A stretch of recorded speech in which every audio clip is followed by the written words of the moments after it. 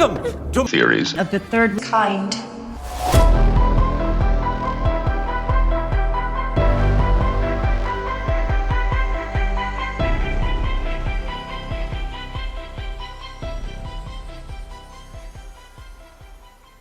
Welcome to Theories of the Third Kind. My name is Aaron.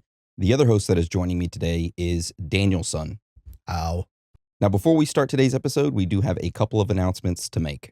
If you would like to support the show, you could do so by joining our premium subscription service, Supercast. For just $6.66 a month, you can enjoy weekly premium audio episodes and our entire back catalog of over 250 plus ad-free episodes of your choice, I guess. Something like that. Yeah. So if you're a big baller, you can also sign up to our premium video service. And instead of only watching us on YouTube for the regular episode each week, you can sign up to the video service for $9.99 a month and see the video premium episode as well as the audio version of it as well. Nice. So you can sign up to that premium membership by going to our website, theoriesofthethirdkind.com, and clicking on the Supercast button right there in the middle of it. Now, we know things are tough out there right now, so if you can't afford a premium membership, but you still want to help us out, you can do so by leaving us a written review on iTunes or Spotify. That helps us out a lot. However, don't feel pressure to leave one if you don't want to. That's fine. We just want you guys, girls, aliens, reptilians, Bigfoot, Sasquatches, Chupacabras, ghosts, Illuminati members, underground lizard people, whoever or whatever you are to enjoy the show. Also, remember, this episode is entirely human-made. No AI were harmed or used in the process other than getting the base for the graphic. And that is the end of our announcements. So today's episode is a Theories Thursday. And if for some odd reason you don't know what a Theories Thursday is, it is where Dan and I have each selected a topic of our choosing, and we have not told the other individual what the topic is. We have independently researched it, and now we are going to take turns presenting our topic to one another and to you as well. And the hardest part of every Theories Thursday is figuring out who goes first. And for that, we turn to the dice of decision. Odds or evens? I select evens. The dice has spoken. What is it? I can't see it. That's a 6. 6 evens. That means I go first. Dan takes up the rear.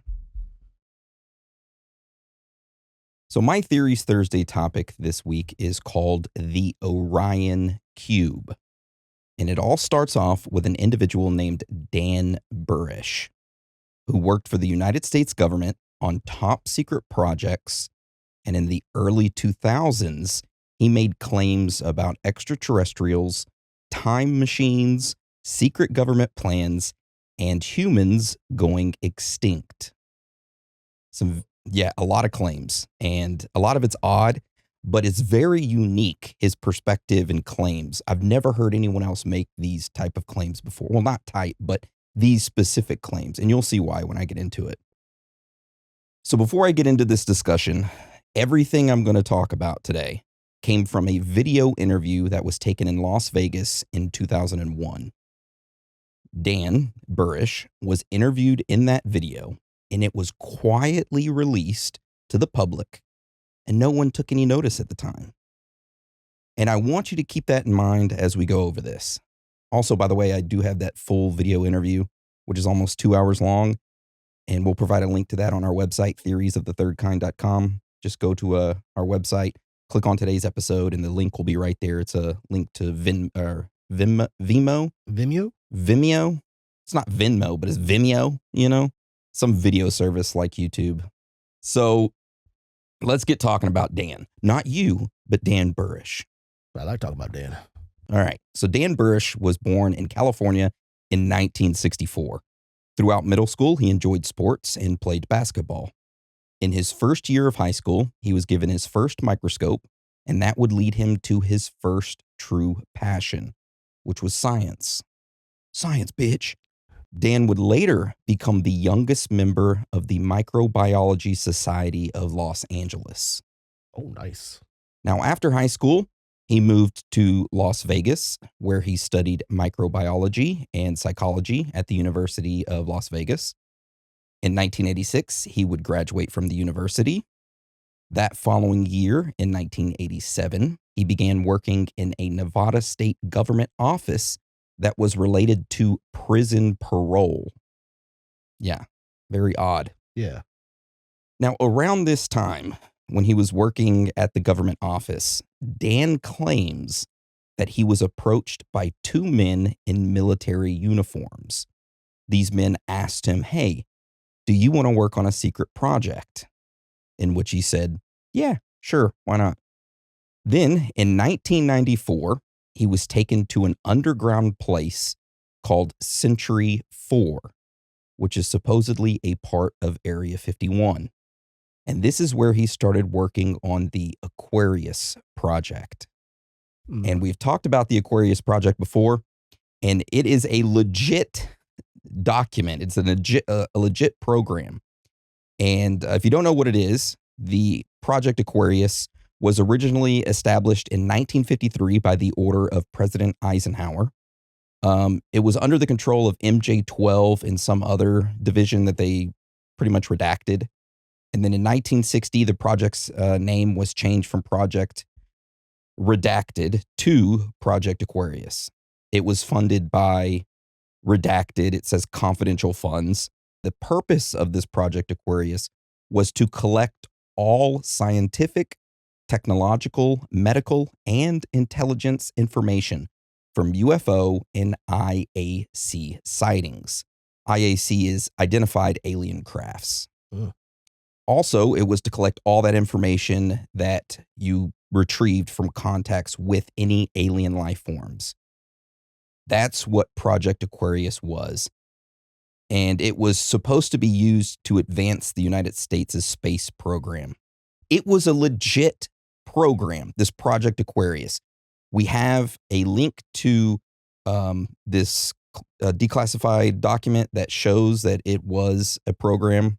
We have the front cover of it, actual cover page of it right here. We'll put up both documents, and we'll also provide a link on our website so you can actually go see. It's a .gov link of the classified documents that were released. So it's a legit project. 51 pages. Yep.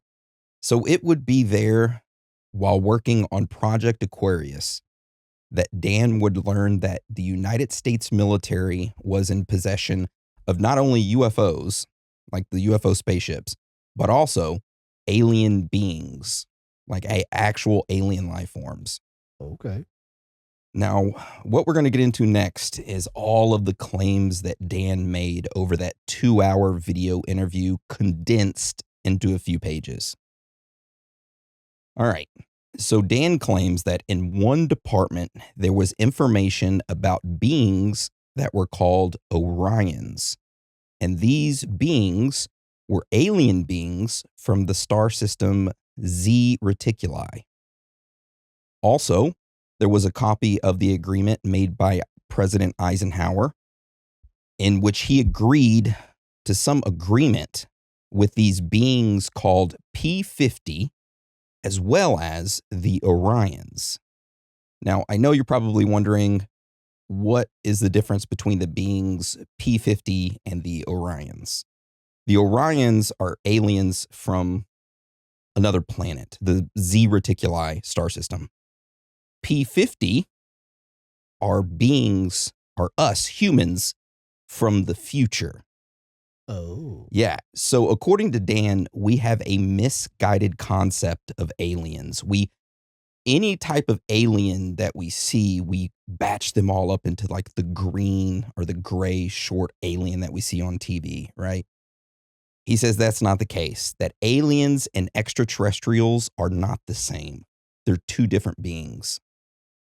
Aliens are beings that come from other planets, like the Orions. Extraterrestrials are humans from the future. These humans travel in time to solve certain problems. And they are from the Earth that we're at, but they are actually the evolution of the human being thousands of years in the future. Now, these extraterrestrials are separated into 4 different groups, okay? They're all classified and titled with the letter P at the beginning, which P50 we talked about earlier. The P stands for present time, and the number correlates with the years that is in the future. For example, The extraterrestrials that crashed at Roswell, they weren't aliens. They were extraterrestrials, so they were beings from the future. Us, humans. They were labeled as P-24. Present time plus 24,000 years in the future. 24,000. 24,000. Not just 24. Not just 24 years in the future, 24,000 years in the future. And the spaceship that supposedly crashed in Roswell was not a UFO spaceship. It was a time traveling machine. It was those extraterrestrials, us humans in the future, got into a time machine, used it to go back to Roswell, and crashed. Doesn't say much for the humankind. We still crashing and shit 24,000 years later. So there are other extraterrestrials known as P-45, P-52, and P-54. And Dan claims that all of these beings, the P-45, 52, and 54, suffer from a very painful illness that they all got in the future, and that he participated in a secret project that was trying to help those extraterrestrials find a cure. He ended up taking blood samples from a female human being from the future, and for 2 years, he worked on a project studying that blood. Which, that right there is kind of want to stop. If you have beings from 45,000 to 54,000 years in the future, what the that's like us going back to cavemen and being like, yo, we got, I'm not going to say it, but what we had 5 years ago break out, right? Shut down everything. We traveled back in time to cavemen and be like, hey, we have this thing that's spreading that shut everything down. Can you help us find a cure? The cavemen are going to be like, fire. No, they ain't going to help us. That's what I find so odd. It's like, what are we going to do? Beings 45 to 52,000 or 54,000 years in the future are going to be way more advanced. I mean, I guess I can kind of see why they would do it. Not for our technology, but for our time. Oh, okay. That's the only thing I can really see. They would have to bring the technology with them. Time, and maybe we're immune to it. Possibly. Maybe we haven't evolved to where we get that. Oxygen hasn't ruined our system completely. Yeah. So another thing that Dan claims is that these beings made contact with humans to establish a friendly relationship, and that in one of these face-to-face meetings, he actually had a face-to-face meeting with these extraterrestrials. One of them telepathically transmitted a large amount of information, and that in that information, Dan learned that in the future, 2/3 of humanity will die to a nuclear disaster.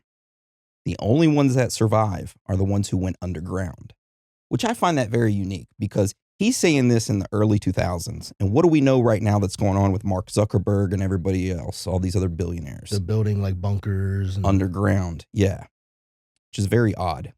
Now, Dan also claims that these P-45, P-24, P-52, P-54, these extraterrestrial humans were made to travel in space.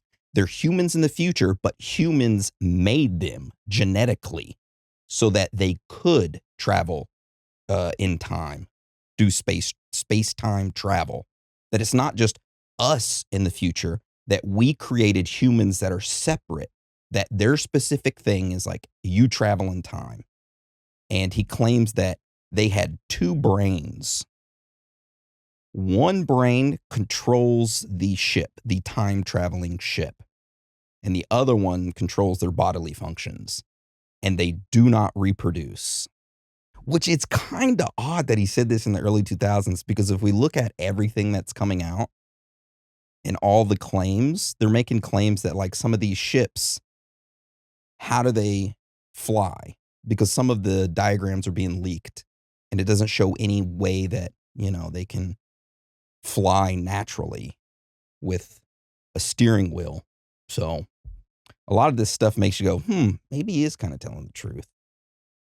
It's odd. So pretty much our future selves are playing Anunnaki.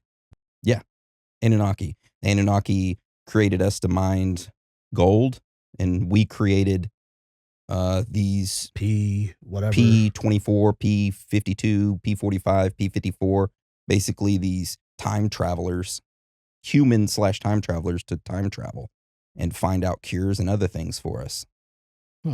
Yeah. Another thing that Dan claims is that, you know how the only humans that survived were the ones that went underground? Yes. Well, after they resurfaced and repopulated, some of the groups of the survivors ended up going to the moon, going to Mars, and finally they went to the Reticuli star system with the Orions. So it kind of, humanity branched out afterwards. Instead of just staying on Earth, some of them went to the moon, others went to Mars, and then the other ones teamed up with the true aliens, the Orions. Now, he does state that the P45s were thirsty for nuclear disaster to take place in our future in order for them to justify their existence. They are responsible for the majority of abductions, and they lack emotional empathy. Which I don't know if the P45s have all of that and they lack that. Wouldn't that be the same for the P52s and P54s if they're the same line? Or maybe genetically changed. Yeah, or maybe it's just a bunch of different timelines, and P24 is on a different timeline, P45 is on a different timeline, P52, P54, they're all on different timelines. And maybe the P45s is like the bad timeline. Humanity got corrupted. I don't know. That's the only thing that I could really justify it, unless after the P45s is when, they got corrupt and started becoming evil. Because it just makes me question, for, say, P24 is 24,000 years in the future, then we have P45, which is another 31,000 years in the future. Mm-hmm. And they're still using the same technology. But it actually, I guess, backfired because they're now nuclear prone. Yeah. So another thing that he claimed was that once he found out that the P45s were thirsty for a nuclear disaster to take place, and they were kind of like pushing humanity's current timeline towards that nuclear disaster, that President Eisenhower at the time met with the P45s, this extraterrestrial group, in order to avoid the nuclear catastrophe. And in this meeting, diplomatic discussions between civilizations were made, and an agreement was adopted to abduct human beings in order to study them, provided they did not suffer or remember anything of what happened to them during them being abducted. Which you kind of messed up there, because some people do claim that they remember things, Yeah. Now, one of the most important things that he claims, which is over my entire topic today, Orion's Cube. Dan claims that the Orions, the alien beings from the Reticuli star system, gave President Eisenhower a cube. This cube was 8 centimeters wide by 8 centimeters long. And this cube, when you held it, it was able to predict your future. It told you what was going to happen. Ooh. Now, what do you think the government did with this? Try to replicate it. Yeah. Well, not for long, because apparently it got into the hands of some rich and powerful people. Oh. And they kind of broke off into like this dark group. Oh. And it was passed between them. So almost like, kind of like the Illuminati, I guess. The Some rich elite group. Yeah, a group of elitists. And they passed this cube around in order to make themselves more powerful and more rich. Okay. Elon Musk must have got that. Now, another thing that Dan stated was that he worked on so-called Stargates. We've talked about Stargates before. Now, these Stargates are devices made on Earth with extraterrestrial technology. So not with alien technology, but with technology from humans in the future. According to him, the information on how to make these Stargates were not created by humans in the future. Humans found out about this technology from digging into the past and locating ancient Sumerian tablets that listed out the directions on how to create a Stargate that were written by the Anunnaki. Mm. Yeah. Now, these stargates were used to communicate with other extraplanetary civilizations, and with them, you could access a wormhole.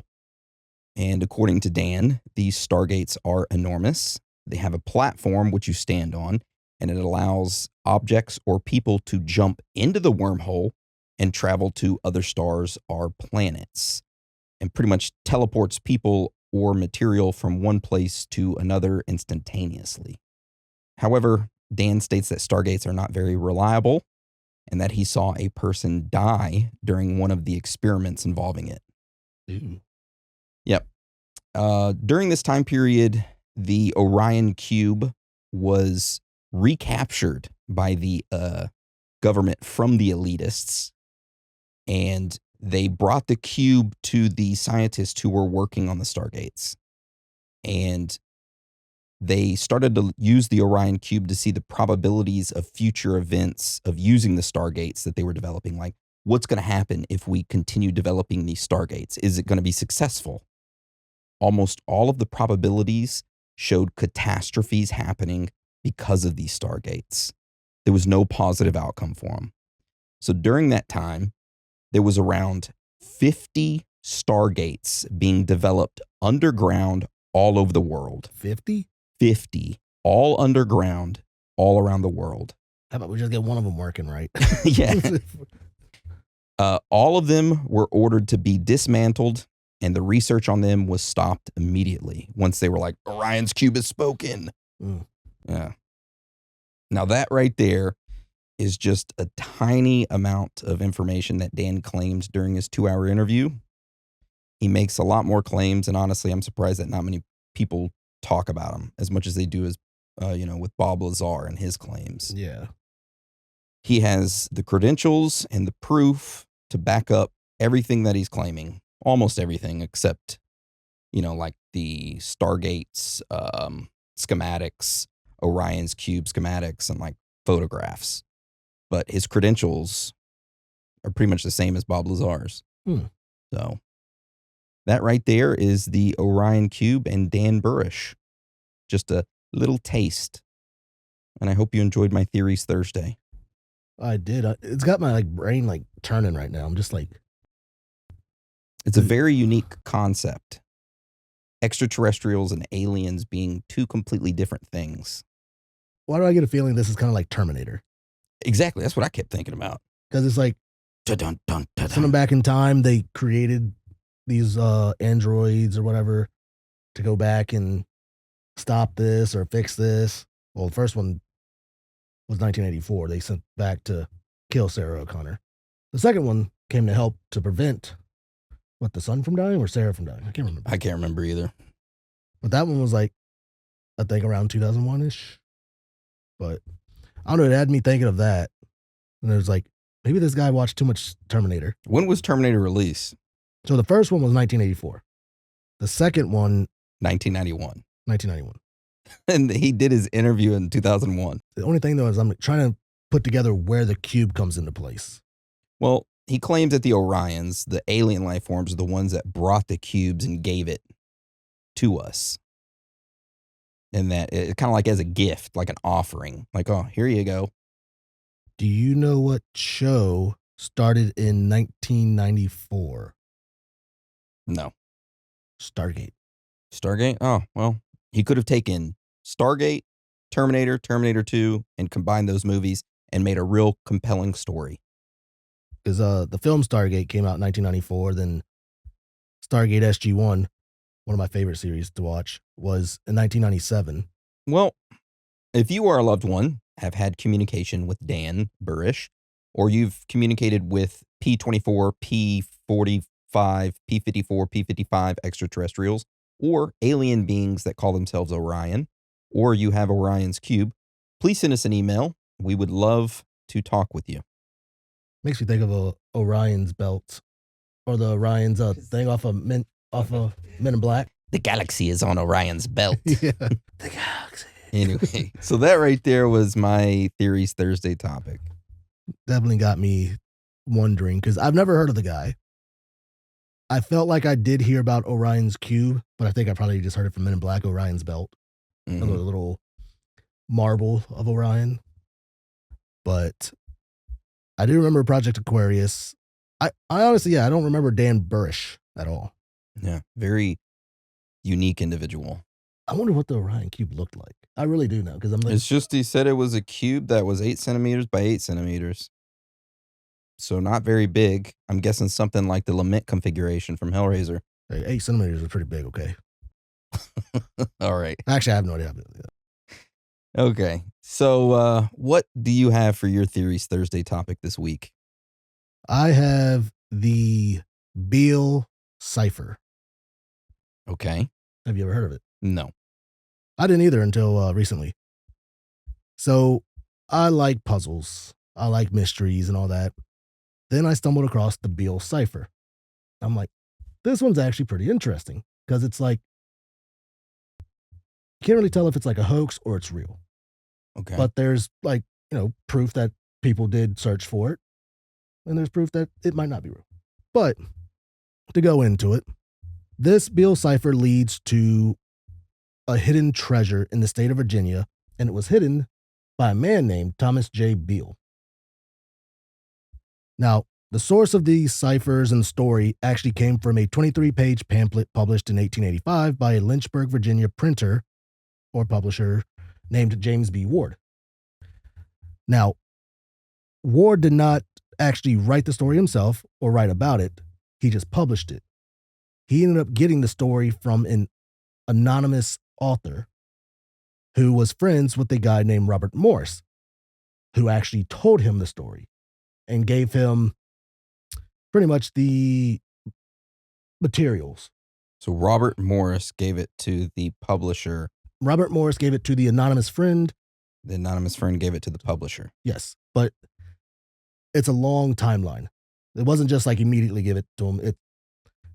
There's like 20 plus years in between each one. Oh, damn. Okay. Yeah. So the anonymous friend received this cipher from Morris after Morris, died in 1862. Morris is like, the galaxy is on Orion's. No, the cipher is in Beale's butthole. Yeah, he's like, here, I'm not gonna make it. Take this, figure it out. And for 20 years, that anonymous friend tried to figure it out, failed. And then that's when he's just like, screw it, I'm gonna contact this publisher and just put the story out there and see what happens with it. So the publisher ended up publishing this treasure trove of stuff that, the cipher leads to. But that was not like the original source of the story. Of course, like I said, Morris was the one that actually had all the stuff. The pamphlet actually goes into the story of Morris on how he got the stuff, who he talked to, aka Thomas J. Beale. And that's where I'm going to start. I'm going to go back to the very beginning with Thomas J. Beale, what he did, how he gave it to Morris and all that, just to give it a good background. Okay.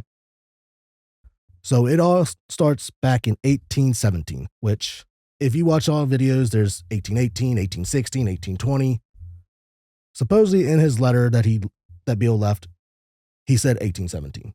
So that's what I'm going to go with. Now, in 1817, a group of 30 or so Virginians with Thomas Beale actually went on a hunting expedition across America to the Western Plains. There is where they actually kind of like stumbled across some gold and silver in the Rocky Mountains. The group was led by Thomas J. Beale, a man who was described as being around 6 feet in height with jet black eyes and hair of the same color. His form was symmetrical, how they described it, but showed that he was physically fit. But you could also tell this man has spent a lot of time being exposed to the elements. Pretty much he was leather skin. He was rough. He was rough. But it didn't make him look ugly. He was described as being probably one of the most handsomest men they've ever seen. Gay. But with all that happening, it would be in 1820 when Beale would arrive in Lynchburg, Virginia, and would check himself into the Washington Hotel. Beale would spend most of the winter in Lynchburg and became very popular with everyone there, especially the ladies. He got cold. He needed to stay warm. Physical activities. While there, he never revealed his background, family, or the purpose of his visit. And when March came around, so springtime, he left. 2 years later, or 18 or so months, Beale would return once again and spend the winter in Lynchburg and would do the same exact thing. Pretty much spend his time there, having fun with the ladies and all that. But this time, he would actually talk more with Robert Morse, who was actually like the innkeeper of the Washington Hotel. And this time, he would leave Robert with a locked iron box. Beale only told Morris that this box contained papers of value and importance, and that Morris should take great care of it until he returned. So Morris would do just that. He would guard the box. He would wait for Beale to arrive back in town. Well, 23 years later, Morris still hasn't seen Beale return. He's just like, well, damn. 23 years have passed. He's gotten busy. Maybe he's not coming back. Maybe something did happen to him.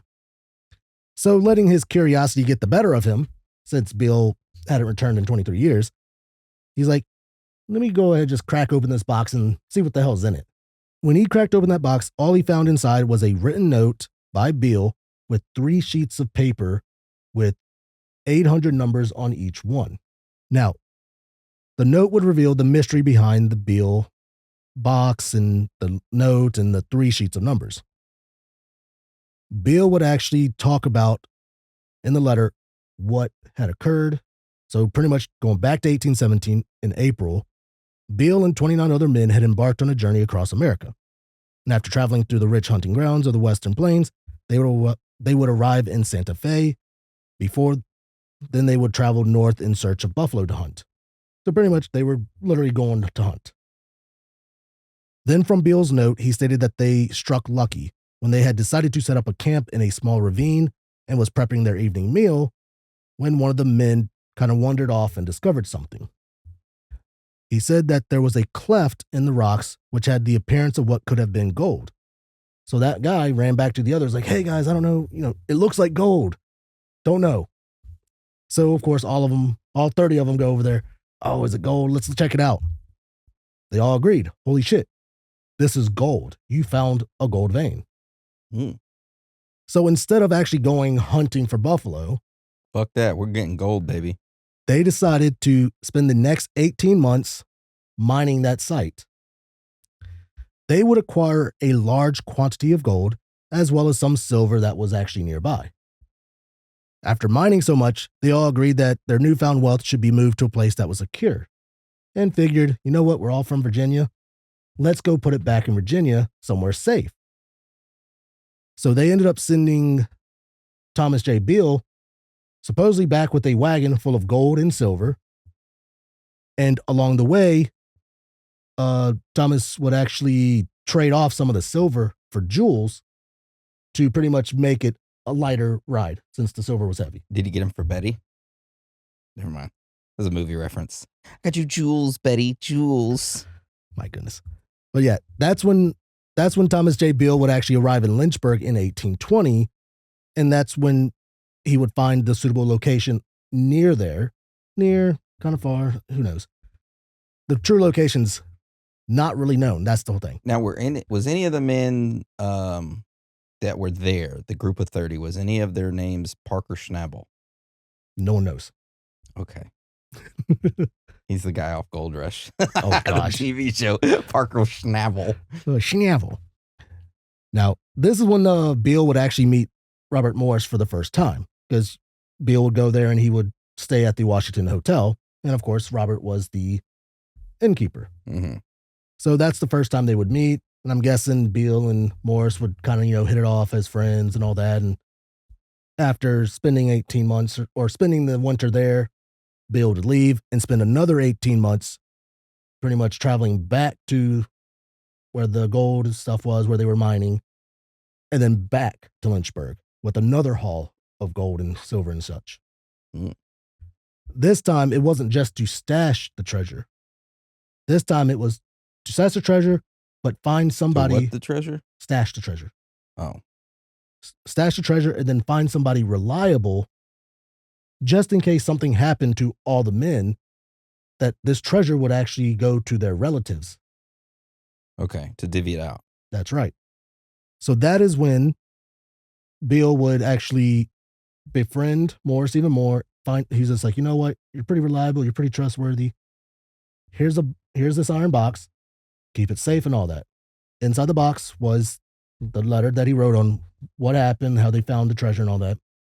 The 3 sheets of numbers, each one contained information about the treasure. The first one actually contained the location that had to be deciphered. The second one was pretty much describing all the treasure that they had, how much of each thing they had and how much it kind of was worth. And then the third one was actually the list of relatives and all that of all the people that found it and how much goes to who. So he had pretty much made a cipher for all this. And then supposedly there was supposed to be a key to figure it out. But I guess that would come later on. Okay. But Robert didn't know any of this. He's just like, all right, I'll protect this box. Keep it safe. And after those he didn't even know what was in the box. He had no idea what was in the box. Okay. And it was after those 23 long years, Morris felt obligated, since Beale never came back.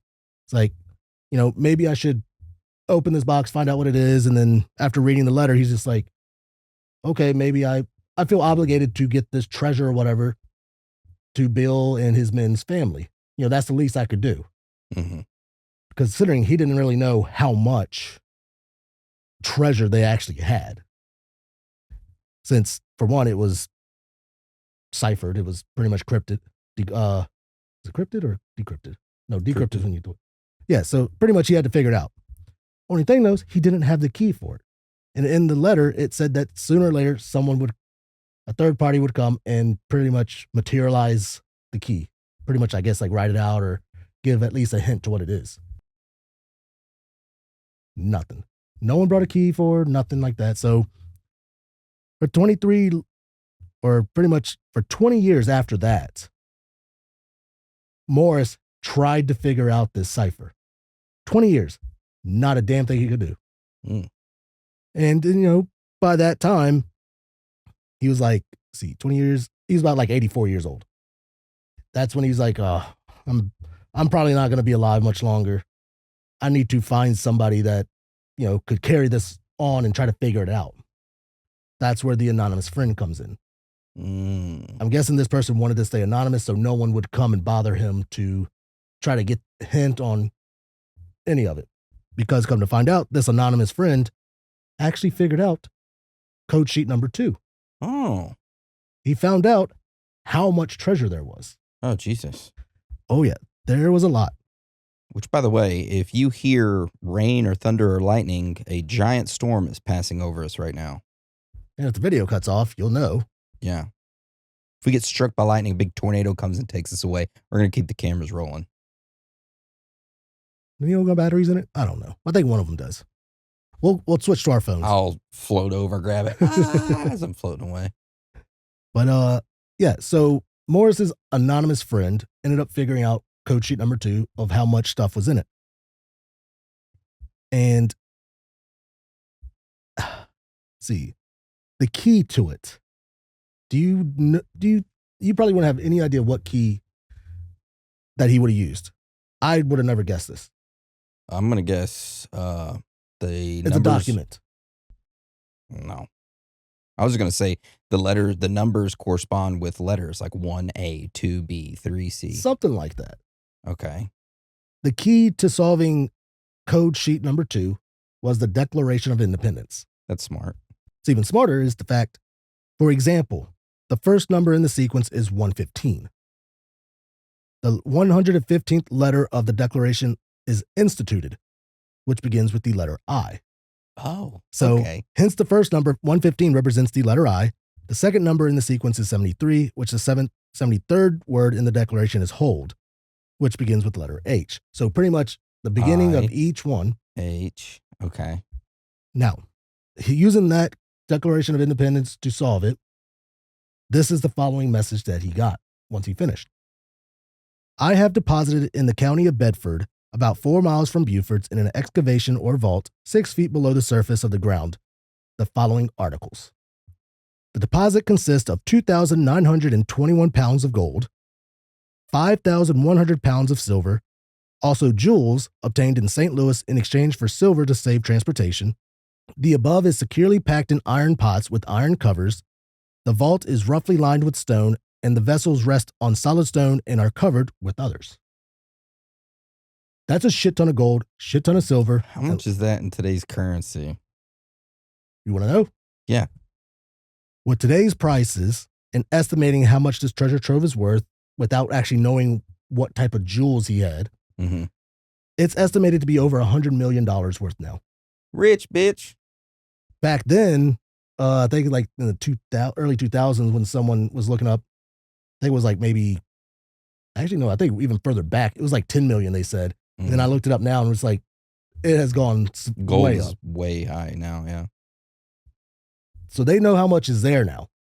And that's why the anonymous person, when he had it go publish with Ward in 1884, he just stayed anonymous because they're going to be like, oh, you solved the second one. Solve the first and third one for us. Or at least the first one so we know where it is.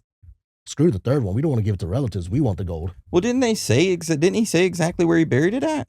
It's just like a random look, like kind of like an area, maybe. Okay. The first code sheet is the exact location.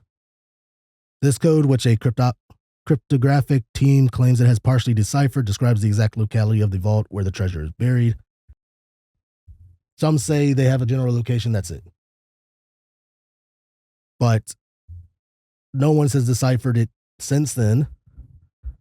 And I do have like images of the first, second, and third code sheets. I'll throw them up here for you to see real quick. Literally, it's just numbers. Wow. It's like lined up in a sentence type thing, but yeah. And you can tell like there's an indentation to start it off. But yeah, so using the Declaration of Independence, the anonymous friend solved code sheet number 2, but that doesn't work for 1 and 3. And of course, everyone has tried using the Constitution, Bill of Rights, the Bible. I even took the time. I was using Thomas Paine's Common Sense. Then there's a rebuttal to Common Sense by some British guy. I was trying random ones to like kind of see. So yes, I was going through the book looking for the 115th letter, stuff like that. I got into it. I was just like, I want to figure this out. I could be rich. Yeah. But of course, not enough time to do that. And that's a lot of reading, and I don't have all the books for it. Now, like I said earlier, though, Ward published this in a 23-page pamphlet. But due to a fire that erupted in the warehouse where most of these pamphlets were stored, only a few pamphlets survived. And then those pamphlets kind of floated around, and the story became even more popular when someone found it again. And of course, after like the pamphlet actually came out in 1884, people was just like, holy shit, there's treasure to be found. So of course, treasure hunters started looking for it, trying to decipher it. 2 brothers, the Hart brothers, George and Clayton. Not Brett Hart and Anvil Hart? Nope. Okay. George and Clayton. They would spend many years trying to decipher the location, which Clayton finally gave up in 1912. His brother George said, screw that. You're a bitch. I'm going for another 40 years. Damn. He didn't stop until 1952, and that's when he gave up. Another Beale treasure fanatic, Hiram Herbert Jr., who started his obsession in 1923, actually kept trying all the way to the 1970s. Nothing. Not even close. Now, with how hard this cipher is, they actually they use this as a training cipher to train cryptanalysts. I guess that's how it's said.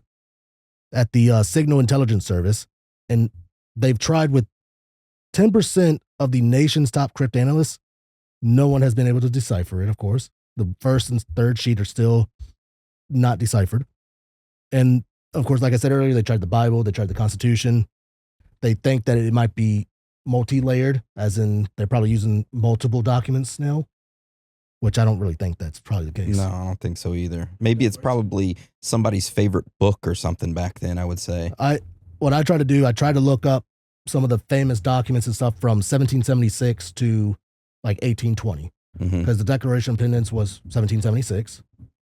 And then like you had the Constitution, Bill of Rights, Thomas Paine's Common Sense, a couple other things. And obviously those are things people already tried and nothing. So it might be something that Thomas J. Beale had himself. Like a personal favorite book or something. Like a journal or something like that, or a favorite book. Mm-hmm. and all that, or maybe it's a collection of the people. Could have been the people's names, Poems, poems. Shakespeare. Yeah, which this pretty much leads into theories on like what it could be, or like say theory of like some believe that this story was actually just made up for the fact no one can figure it out. Because I mean, there's a bunch of ciphers out there that people have figured out. I mean, when you have like the top like cryptanalysts or whatever the hell they are figuring stuff out, and they can't figure out this one that was made back in what 1820, 1822. It's like, come on, this can't be real then. Which the only thing that they think that they use to say like this probably isn't real is that back in 1822 when Beale wrote, or 1822 when Beale left this letter in the box, supposedly in the letter he used the word stampede. The word stampede was never used in any other text until like 1844. So there's like, and this could be fake because he used that word. But then someone's just like, they could have said those words but never wrote them down. Mm-hmm. So they're just like, no. This is fake. This is fake. And then you got the people that believe the treasure is real and the cipher is just too damn good. And one day someone's going to figure it out and possibly be rich.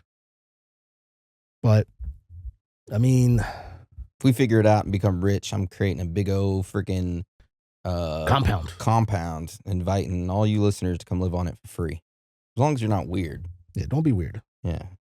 But people, like a local historian decided to try to look into it more to see if this Thomas Beale person was actually real. And they found a couple people named Thomas Beale back in that time.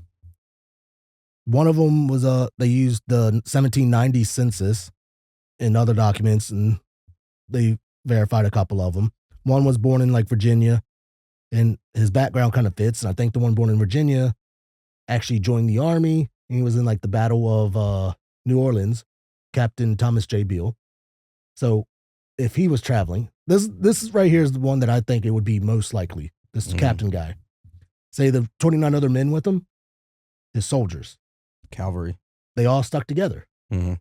Of course, because I mean, you had the Pawnee and the Crow tribes out there.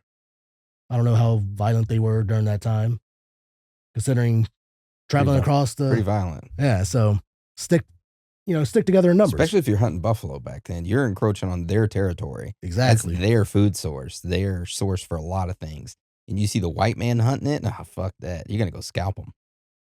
There are stories from some of the, well, not stories, but there's a Jacob Fowler who explored the American Southwest in 1821 and 22, and he noted in his journal that the Pawnee and the Crow tribes, they spoke on the most friendly terms of white men and say they were about like 30, 35 in number that they came across. That fits. It kind of fits. And then there's also a Cheyenne legend dating from around 1820, which tells of gold and silver being taken from the west and buried in the eastern mountains. That fits. That fits. So it's like some of the stuff fits with it. It's just maybe this, and like the fact that the second cipher used the Declaration of Independence, that's like an elaborate hoax, if that was. Yeah. But the fact that it actually labels like how much gold, how much silver, how many jewels, and like how they traded silver for the jewels to make it a lighter, in the location where they traded for the jewels. Yeah, St. Louis. Yeah. So it's like there are facts that fit with it, and the facts that say that it's a hoax, it's not really much of a fact. It's like, oh, he used this word, doesn't sound right. Yeah, the stampede. Yeah, and then I don't think there's anything else other that was like really rebut it, other than the fact that people just can't figure it out. What is your personal opinion about it? Do you think the treasure really exists, or do you think the documents were fake and made up? And why? If they were made up and fake, why? So another reason why some think that it's fake is during that time, it was the time of the gold rush. Mm-hmm. How do you get more people to start traveling and trying to find gold? You make up a story that, holy shit, these group of men just traveling west, they hit a big gold vein and they had so much treasure. What are you going to want to do? You're going to Well, want to shit. travel west and go find gold So they were trying to send people west. That's what to some believe. settle. Yeah. Me, personally believe, I actually kind of want to believe that it's real. I'm just saying because the second sheet got deciphered and it listed about how much it is and all that stuff. And the captain, Thomas J. Beale, fits the profile, I think. Say he did have a cavalry of 29, 30 men. It kind of fits. I mean, you got stories, a journal that describes that the native tribes came across, a group of men. I mean, what year did they say exactly that they traveled westward and they still found it? It would have been from somewhere from 1816 to 1818. Because from 1818 to 1820 is when Thomas J. Beale would travel from like the Rocky Mountain area to Lynchburg, Virginia. Because that's when he would meet Robert Morse. We acquired Florida from Spain in 1819. The Manifest Destiny was like 1803 to 1900. Manifest Destiny was the westward expansion of the United States. It would fit to make up a story to push for westward expansion, to push the Manifest Destiny. It would. And honestly, what year was exactly the gold rush? There's honestly multiple because there's certain areas that had gold rushes.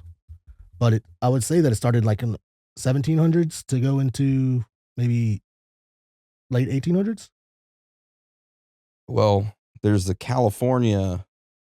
The gold rush was the discovery of gold in 1848, significantly accelerated westward migration and further fueled the expansionist beliefs of Manifest Destiny. So 1840 to 1850 is pretty much the California gold rush. And that's just the California gold rush.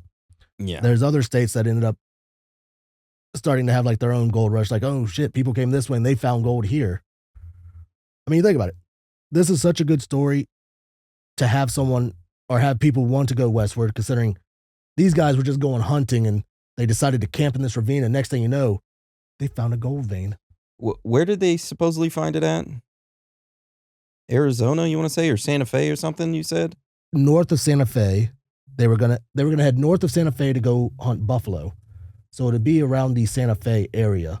Yeah, because and after traveling through the rich hunting grounds of the Western Plains, they would arrive in Santa Fe before they would travel north in search of buffalo to hunt. That's when they struck lucky.